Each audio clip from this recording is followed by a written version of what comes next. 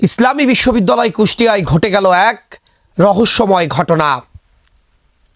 নিজ কক্ষে ছুরিকাঘাতে প্রাণ গেছে সমাজ কল্যাণ বিভাগের সভাপতি ও সহকারী অধ্যাপক আসমা সাদিয়া রুনার। কি ঘটেছিল তার সাথে যে তারই কক্ষে প্রাণ দিতে হলো তাকে?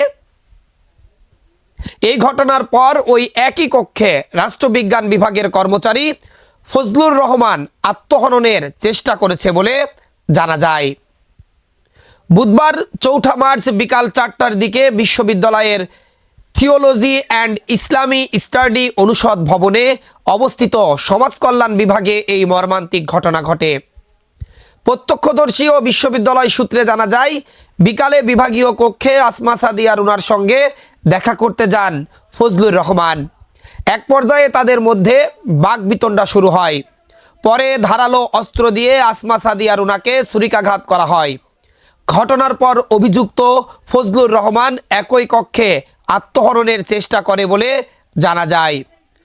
খবর পেয়ে বিশ্ববিদ্যালয়ের প্রক্টরিয়াল বডি ও ইবি থানা পুলিশ দ্রুত ঘটনাস্থলে পৌঁছে উভয়কে রক্তাক্ত অবস্থায় উদ্ধার করে বিশ্ববিদ্যালয়ের মেডিকেল সেন্টারে নিয়ে যায়। সেখান থেকে আশঙ্কাজনক অবস্থায় তাদের কুষ্টিয়া সদর হাসপাতালে পাঠানো হয়। কুষ্টিয়া সদর হাসপাতালের আবাসিক মেডিকেল অফিসার ডাক্তার ইমাম হোসেন জানান, হাসপাতালে আনার পর চিকিৎসকরা আসমা সাদিয়া রুনাকে মৃত ঘোষণা করেন। অপরদিকে ফজলুর রহমানকে চিকিৎসা দেওয়া হচ্ছে। ঘটনার পর বিশ্ববিদ্যালয় জুড়ে চরম উত্তেজনা ও শোকের ছায়া নেমে এসেছে।